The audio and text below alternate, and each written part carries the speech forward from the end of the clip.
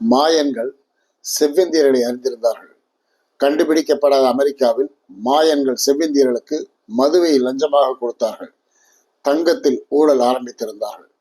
இவர்கள் காட்சிய மதுவிற்கும் செவ்விந்தியர் காட்சிய மதுவிற்கும் சுவையில் பெரும் மாறுபாடு தெரிய வைத்தியம் கற்றுக்கொள்ள ஜாடி ஜாடியாக மதுவை கொடுத்தார்கள்.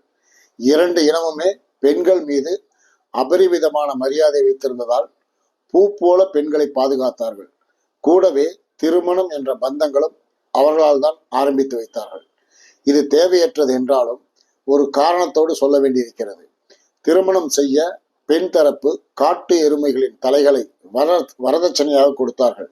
எத்தனை எருமைகளின் தலைகள் கொடுக்கப்பட்டதோ அது அந்தஸ்தின் அடையாளமாக இருந்தது.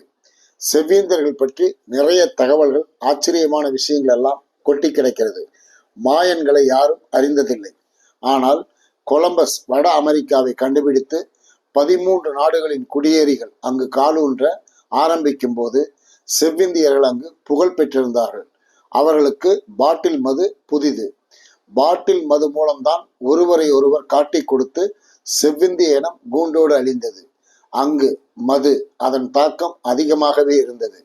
விலைக்கான பொருளாகவும் துரோகத்திற்கான கையூட்டாகவும் லஞ்சத்திற்கான பரிவர்த்தனைகளாகவும் மது பெரும் பங்கு வகித்தது. கொஞ்சம் அவர்களை மறந்து கண்டுபிடிக்கப்படாத ஆஸ்திரேலியா தீவிற்கு செல்லுவோம்.